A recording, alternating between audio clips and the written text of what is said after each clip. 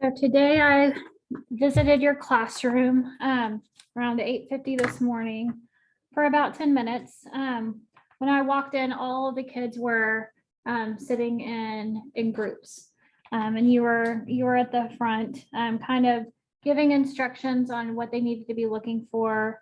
You were walking around students trying to keep them on task and make sure that they were looking in the right area to find what they needed to be able to do the activity. So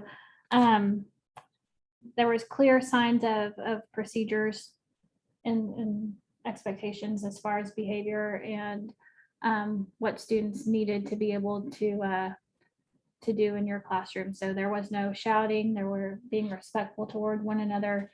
I did see a couple of times when you would go to one group, and that's pretty normal for the age, but a couple of kids would kind of lose focus. And there was, in one group you had Evelyn who kind of kept, not Evelyn, sorry, Alexa, kept everybody on track. And so she would say, okay, this is how I was thinking about it. And so she would kind of guide her group to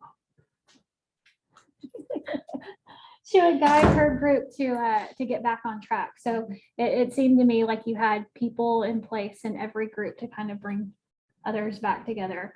You allowed them to even have conversations amongst themselves and not necessarily off task, but they were just talking about when they were making connections. Well, this is the connection I made. And so that would kind of spring another conversation about, well, I saw this, or this is where I found it. And so they were working collaboratively to try to get an answer. Everybody, the way it goes. So with the activity that you had them doing, they were providing some connections, whether it be text connections to what they were reading about rocks. They were making even some personal connections to what they were reading too. So I heard a couple of conversations about, well, that reminds me of a time I saw, and then even connecting it to what they've done in science too. So I thought that was interesting. And then at the end, right when I was about to walk out, you asked them to tell a little bit more about the difference. So they were comparing the difference between a diamond and a jade. So they were using some higher order thinking in that, and that was really good.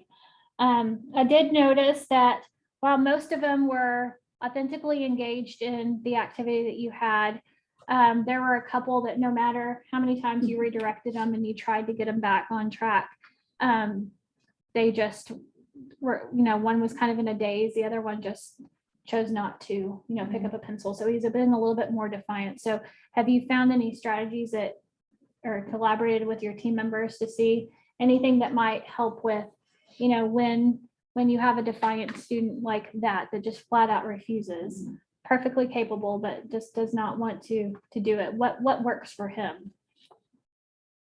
Usually we leave him alone. When he decides that he's gonna do it, he'll pick up that pencil and he'll start doing it. Okay. Because if I start harping on him, or he'll just shut down completely. So would he respond, or have you tried him? Does it work any better if he's able to respond on his Chromebook versus writing it out? Would he do better in that regard?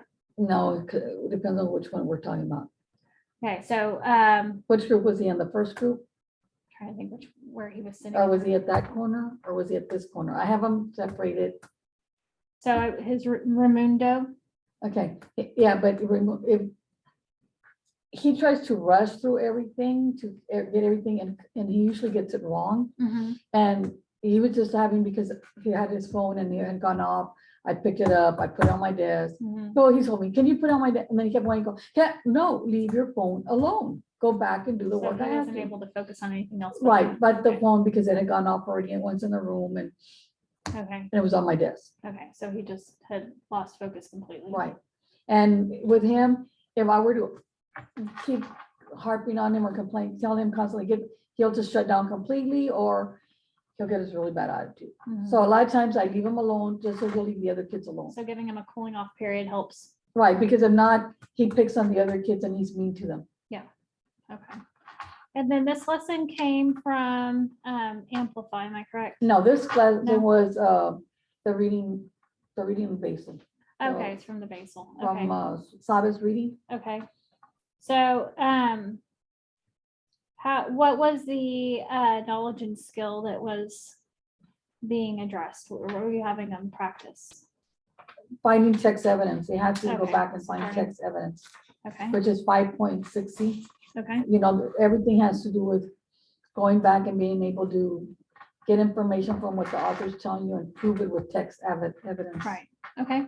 I saw evidence of teacher and student feedback. You were giving them feedback as you were monitoring. I saw students giving each other feedback and supporting every response they had with evidence. So if a student got stuck and you weren't available, they knew to look to someone else in their group that could. I help try to them. combine at least one higher student with the other students, Mhm, just so there's always one that can actually read and understands what to do okay.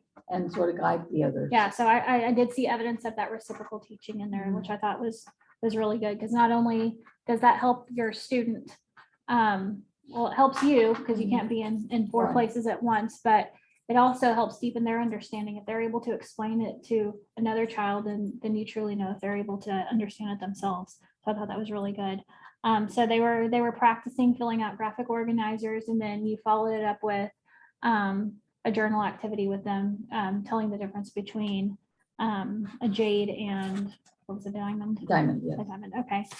So what were some of the things that you noticed as you were doing the lesson that you thought went well? Well, it kept their interest. I think that was really good. Plus, mainly, I thought when they could, uh, when they could make a connection, it works better. Mhm, And this was a story they liked. It had to do about diamonds and fossils and rocks.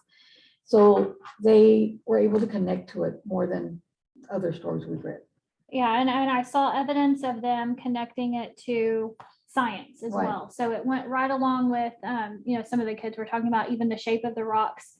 And Mr. Ramirez was talking about canyons yesterday, and Right. some of them were talking about the same kind of rocks that they saw in the photos that he showed. So we're seeing that connection between even what they're doing in reading and Right. science. So that's really good.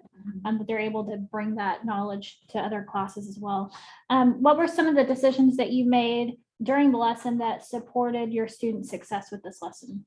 What were some of the changes that you made throughout your lesson that helped them be successful here? Well, I had to sort of like guide them and give them like the page numbers where they can find some of the answers. Because the story was like 15 pages long, and for that group, it was too much. So I condensed the story into sections, so many pages a day. Okay, And they know that the answers will be within the pages we read that day. okay.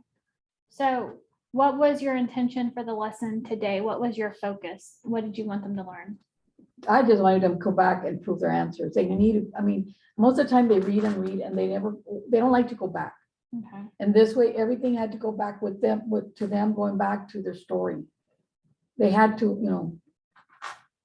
provide evidence. to provide support. evidence, yes. Okay. So when you went back and you looked at their work samples, what level of understanding did they show?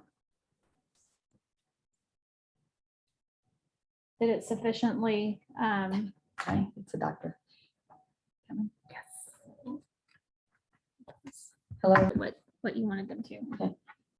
I think they understood, and I think they were able to make connections because they understood the story or that part of the story and they enjoyed it. Okay. They like, because anything with rocks, Mhm.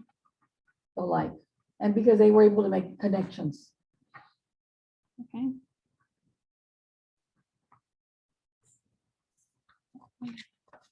What do you see that I need to improve on? The part that I noticed that, a couple of students they heavily relied on their group member, that one person in the group that could Mhm. guide them. it seemed to me like they were afraid to make a decision without them. So they were waiting for them to say, well, this is the connection I made. And they would not try to do anything that, until they got some kind of reassurance from somebody else.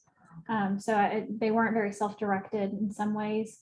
And so they wanted somebody to guide them, like you said, to a page number, or let me tell you what my connection was, or let me tell you where I found the evidence. And Which I think is pretty good, believe it or not, because most of these kids, that group is reading Yeah. below grade level. right, So for them to even go back to a page, yay, I've scored something, that's true. because Yeah. this group that you observed, that is the low of the low. Yeah, And so probably, I know I have several in there that they do, because part of it, their spelling is horrible, mhm. and they cannot even speak in complete Mhm. sentences, so.